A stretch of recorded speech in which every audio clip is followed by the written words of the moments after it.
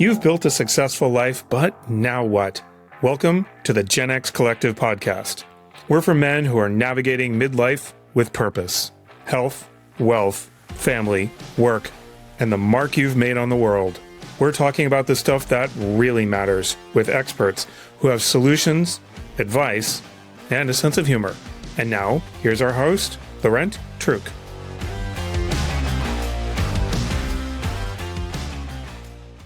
Hello, everyone, and welcome back to the Gen X Collective podcast. Today, we're joined by someone who's on a mission to help people stop blending in and start showing up as the best version of themselves. Andrea Wojnicki is a communication coach, a personal branding expert, and the host of Talk About Talk podcast. She has an MBA from Schulich, a doctorate from Harvard, years of corporate leadership, and an endless curiosity about what makes people stand out. Andrea teaches high performers how to own their unique story and create a personal brand that's authentic, strategic, and memorable. Today, we're diving in how your personal brand can become your midlife legacy, what you'll be known for long after your business card is gone. Andrea, welcome to the show. Thank you so much, Laurent. I'm really excited about this conversation. I love the term midlife legacy. Love it. We use the term midlife a lot, better than getting old, but yeah. Midlife-ish, yeah. Midlife-ish, yeah. We don't do the math very well. Yeah. I'm going to live to be 150, yeah. Exactly. Can you give us a little background about yourself? I know I covered some high-level stats, but you have a crazy career, so we'd love to dive into that a little bit. I do have a bit of a crazy career story, but or atypical, we'll say. So I am an executive communication coach, and I coach senior leaders to communicate with confidence and credibility. So my goal is to help people improve their communication skills so that they can basically achieve their career goals, whether that's getting promoted, getting a new job, leaving a legacy, whatever that is. And how I got here is I used to work in brand marketing at Kraft in Toronto. And then I did my MBA, and then I did my doctorate at Harvard Business School, where my research focused on interpersonal communication and consumer psychology. I'm really obsessed with understanding why people say what they say, and now more with how I can help them say it in a way that is true, that is authentic, but also that serves them. After I graduated, I taught in the MBA program at the University of Toronto, and then I started Talk About Talk, where I'm now doing the coaching. I do one-on-one coaching and workshops and keynote speeches. I'm writing a book. I have a podcast with 193 episodes as of this week. Wow. And over the couple years, the last 6 years that I've been doing Talk About Talk, I've noticed that more and more of my business, my time, my writing, my podcasting is focusing on helping people establish their personal brand. So we can maybe get into kind of what that means, but as opposed to the traditional communication skills that I thought I was going to be focusing on, like, communicating with confidence, storytelling, listening, dealing with difficult people, negotiating and influencing, all that kind of stuff. Mm-hmm. So it's interesting evolution. Yeah. Perfect. Very cool. Definitely want to talk about personal branding, and would love to start maybe with your view on the importance of personal branding for midlife, right? For somebody 45 to 60, kind of tail end of what they've built as maybe a day-to-day career as they transition into what pre-retirement looks like or something like that. Like, why is that important at this stage? So I would say that it's never a bad time to establish your personal brand. And when I say personal brand, we're not talking about turning you into a social media influencer, although you could, right? That's kind of on the outcome of it. You could decide to do that, but that's not what I mean. And I just want to clarify that because some people think that's what we mean here. And I'm not talking about monetizing your brand, although again, you could. We're talking about establishing a clear professional identity, okay? So why is it important in midlife, maybe in the last chapter of your career?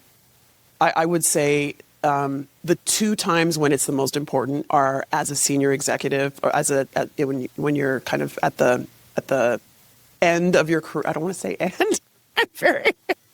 So mid to end. You're in the last half. Let's say the last chapter or last half of your career. Or when you're job seeking, right? These are the times when I think establishing your professional brand can really help you the most. So why is it important? Three main reasons. So one is it helps you establish a narrative.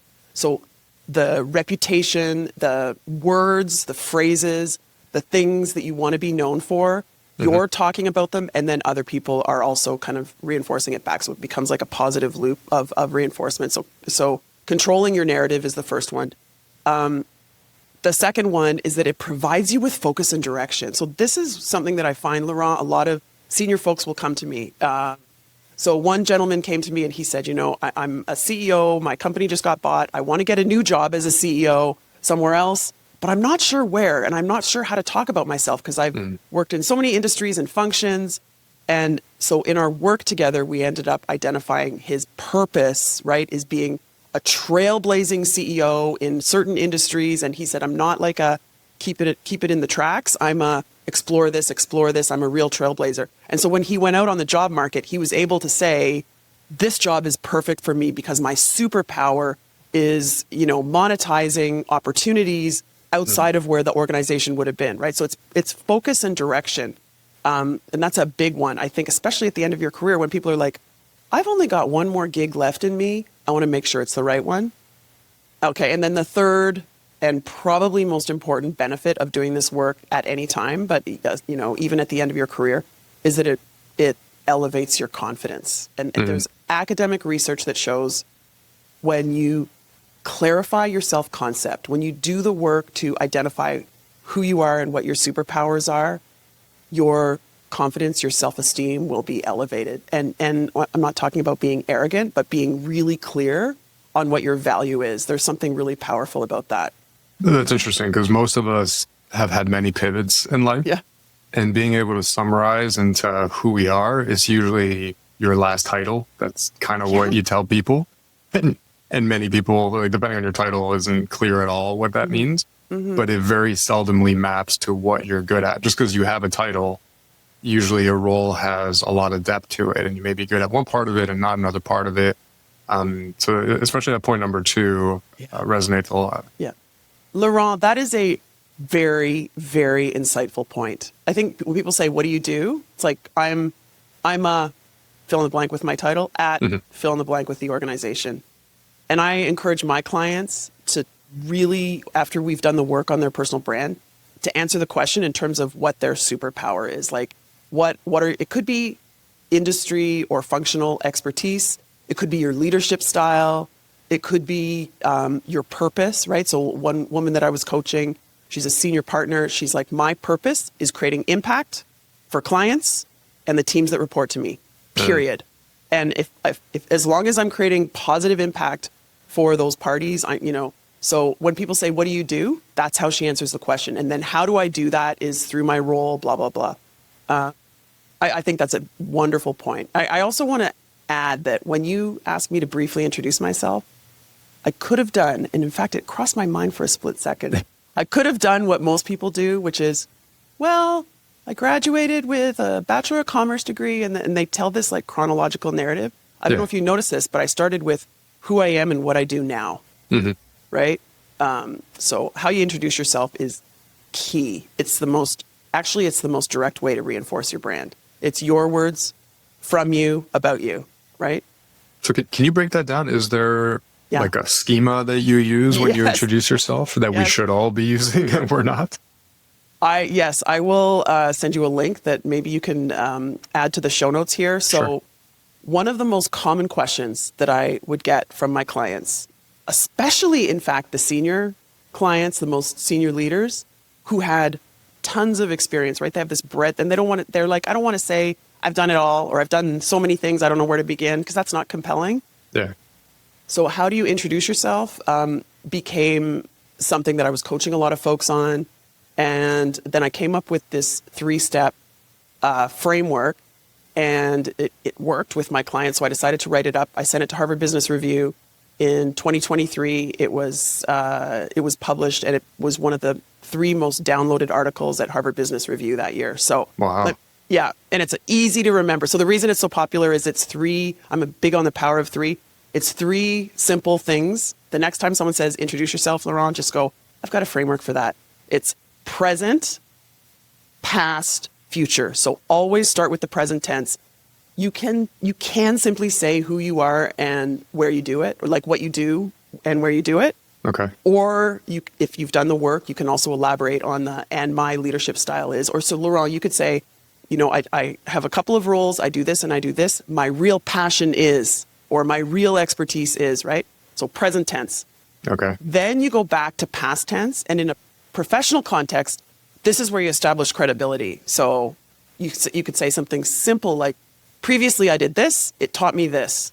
Don't get stuck in I did this and then I did this and I did this. The chronological. Yeah. Or the one that I hear a lot is, and I was there for 5 years. I always say to my clients, so what? And in that 5 years, I actually got promoted three times. Yeah. And I learned this big skill, right? So answer the so what. A step. Make sure the points that you bring up about the past help you establish credibility. That's step 2. Step 3 is future. So most people just, they introduce themselves and they're like, oh, and that's me. So step 3, future-oriented statement with enthusiasm. So, and Laurent, I'm really excited to share these learnings about personal branding with you and the Gen X listeners, right? So there's research that shows when you demonstrate enthusiasm, when you communicate your enthusiastic emotion about what's to come, that all sorts of good things will happen in various contexts. So this is like the icing on the cake. So it's present, past, future, and it's fully customizable. You can use this framework in professional contexts, like I just mentioned, or personal contexts. You can expand to make them longer. You can contract them to make them shorter. It's magic. Very cool. Okay. I can't wait to read that article. Okay. Let's pivot a little bit. You talk a lot about archetypes. Yeah. And you have a whole course and following on that. I found it pretty interesting and a very different approach to kind of identifying who you are. Can you walk us a little bit through that? Like, what does it mean? Why should anybody care or even define these? What is it for? Yeah. So I do have an archetypes quiz that's very fun. And that's kind of the point here is when I'm working with my clients on helping them identify what their brand is, there's all sorts of exercises. And this one about identifying your archetype kind of always seems to come up to be the most popular. But let me just back up for a second and say the process for creating your brand, people get overwhelmed with it. And I'm like, you know what? There's really 2 steps. There's the identifying it and articulating it, right? That's step 1. And step 2 is communicating. A lot of people make the mistake of communicating. They're like, oh, I need to create thought leadership and get on LinkedIn. It's like, back up. We should be spending more than half of our time on identifying what your brand is, right? So you can take out a blank sheet of paper and be like, what makes me unique? What are some positive attributes, strengths that I have, right? So positive, unique, and relevant things about me. You can ask people to input. You can take personality tests. And then there's this archetype thing. So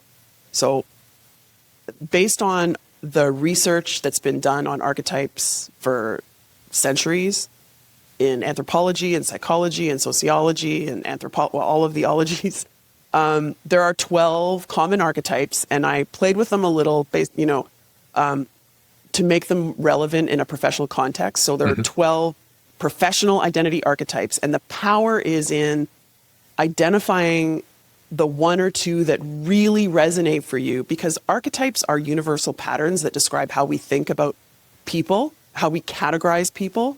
And so if you can identify the 1 or 2 that really resonate for you personally, it'll help you feel like you belong, and it'll help you focus your identity.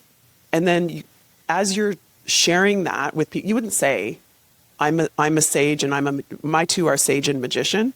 So I wouldn't say, hi, my name's Andrea, I'm a sage and a magician, but I would double down on the sage, the teaching and learning, and on the magician, like my desire and skill at helping people transform into their best selves, right?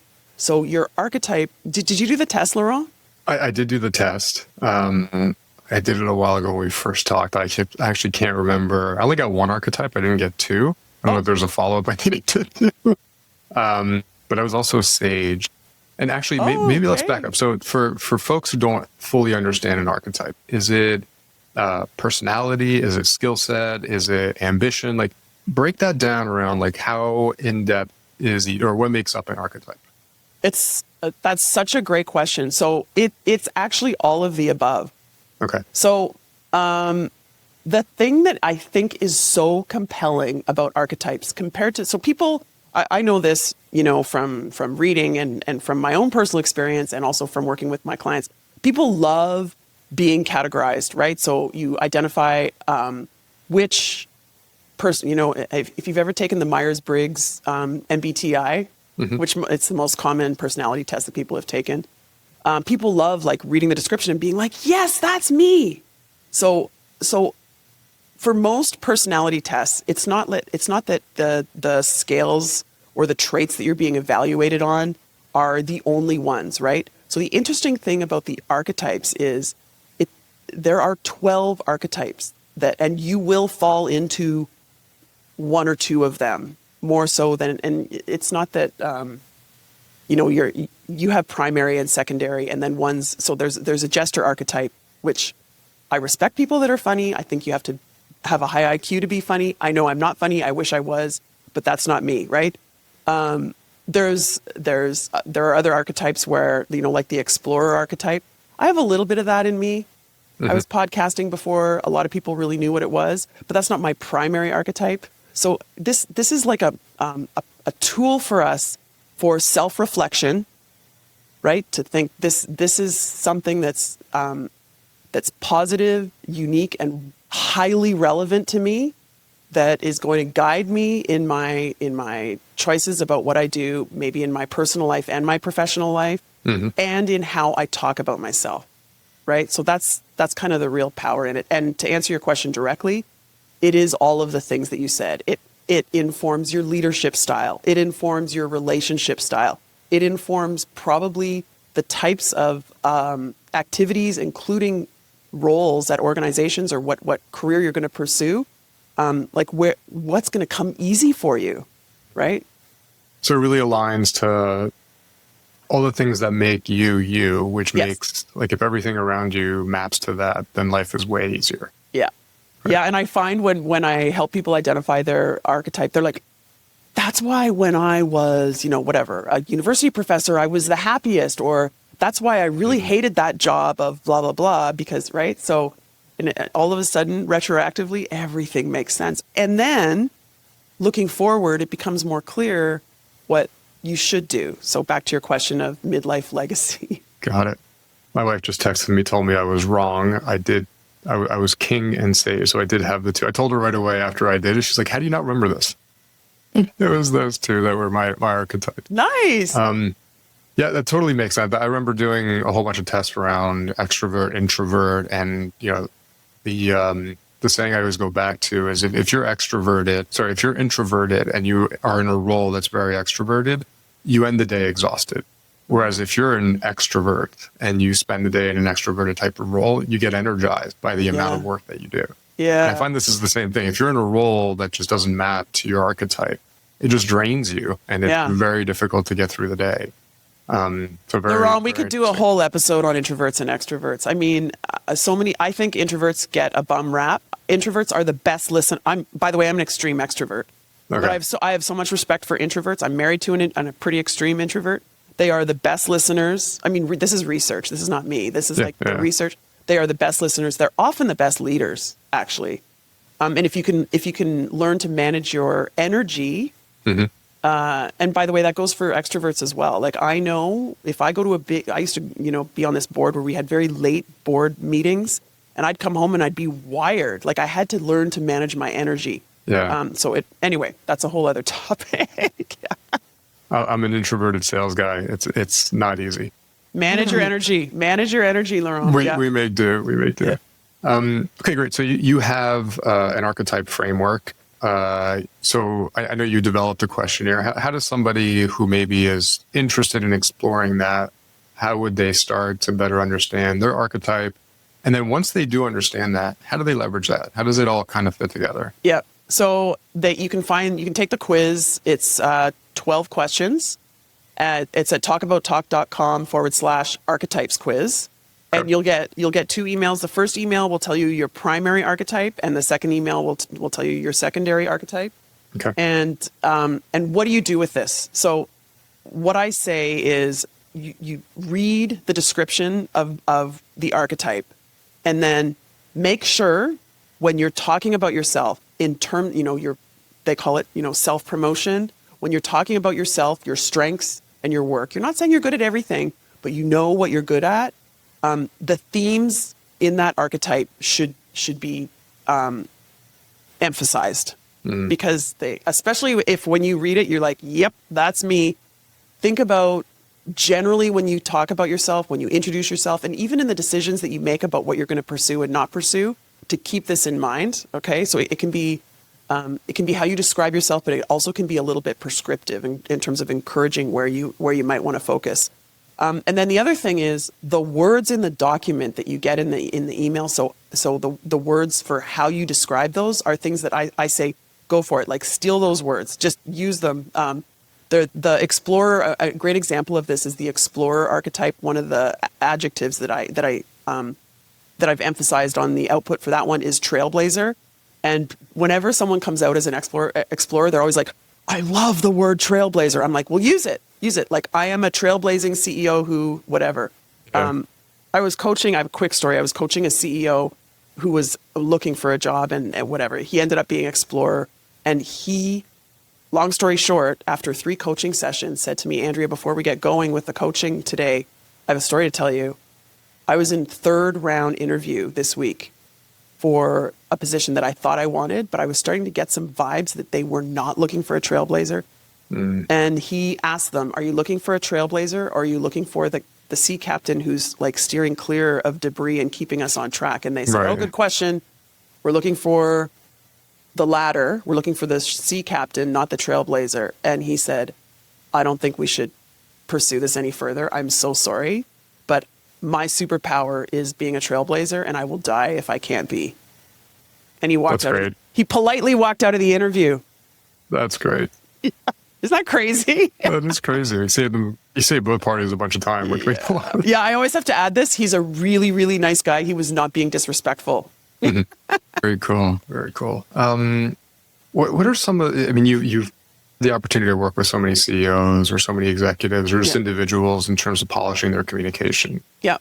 Once you build all this out and you really understand yourself well, and you've got all these words, there is always a balance of not coming off too cocky and, being able to talk intelligently about yourself and your skills without coming off brash.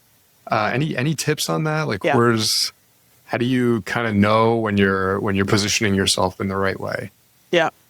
So I think of confidence as a continuum where you have anxious, paralyzing anxiety and nervousness at one end, arrogance at the other end, and in the middle you kind of have this wonderful equilibrium of the perfect amount of confidence. So we need to work hard on maintaining that. I find that a lot of people are paralyzingly anxious early in their career, and then they may swing a little too far towards arrogance at the end of their career. So this relates to your midlife legacy, right?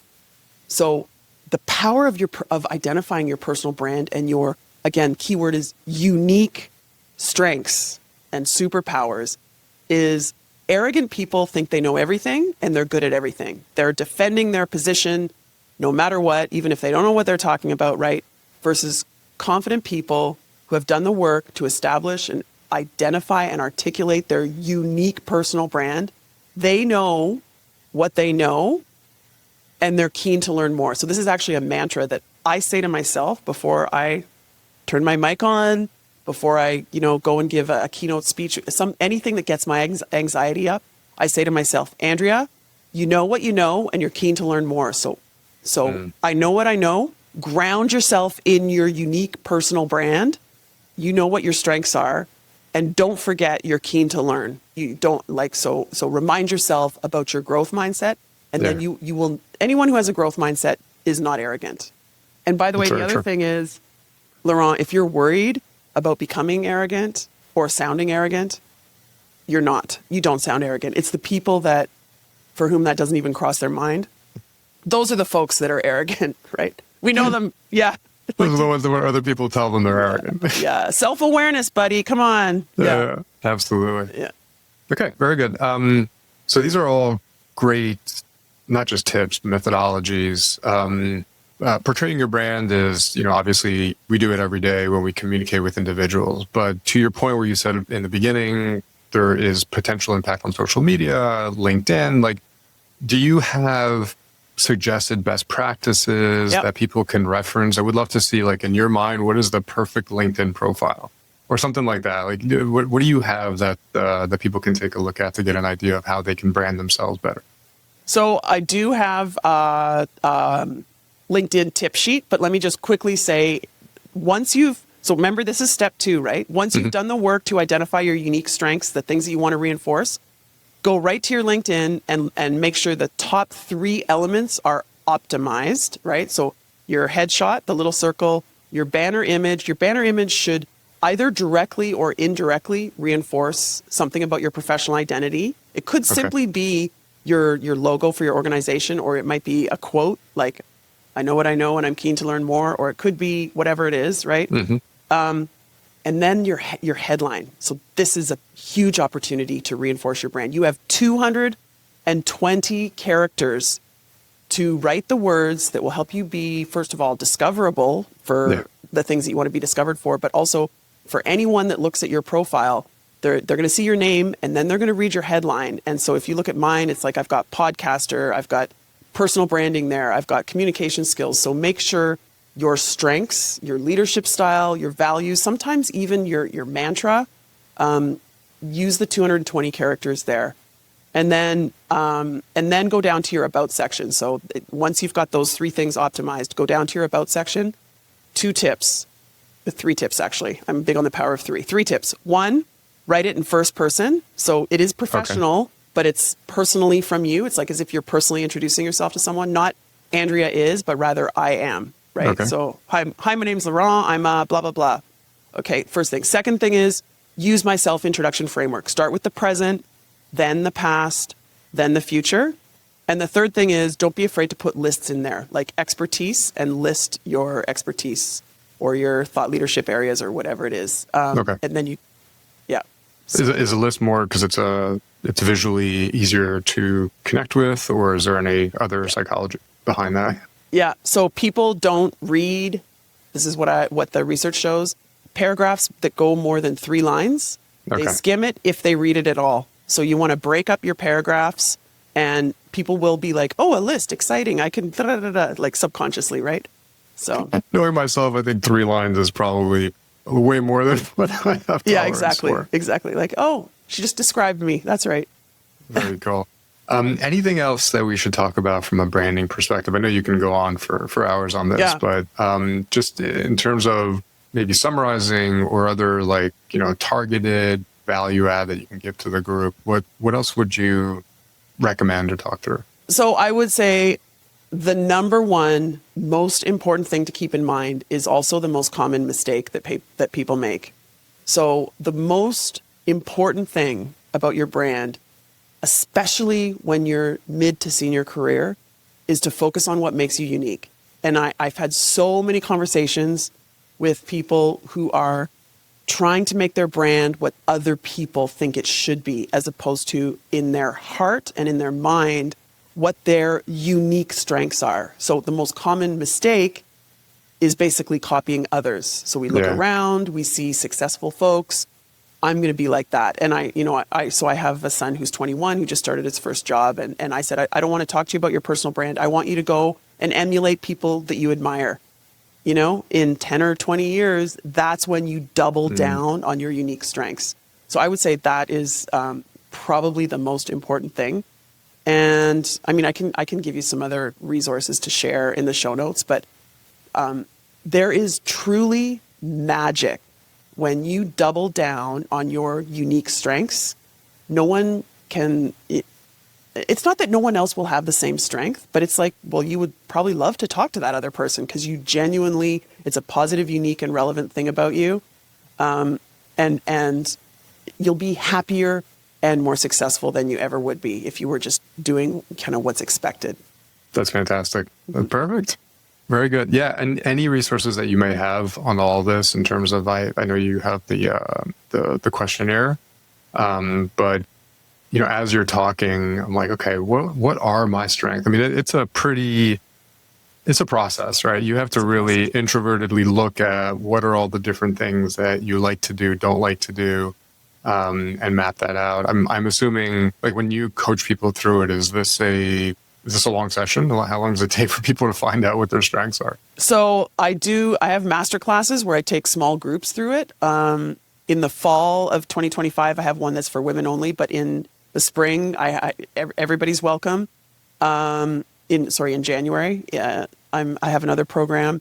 But if I'm doing it one-on-one, it's 4 sessions. So it's 4 one-hour sessions, but there is work to do. Not a ton. I know everybody's extremely busy. Everyone that I talk to thinks they're the busiest person, right? So I'm like, I promise I am not going to waste your time. This. And by the way, you know what the comment that I get all the time is? Oh my goodness, Andrea, I have never thought about myself as deeply as I am right now. And it's this irony of, like, we are in our heads and self-absorbed all the time, but we don't think about ourselves strategically, right? So I love opening that door for people and guiding them through. This is the magician in me, guiding them through this process where it's like, people literally have epiphanies. They're like, oh my goodness, I feel so seen and understood, and I have so much confidence and focus now in what I should be doing.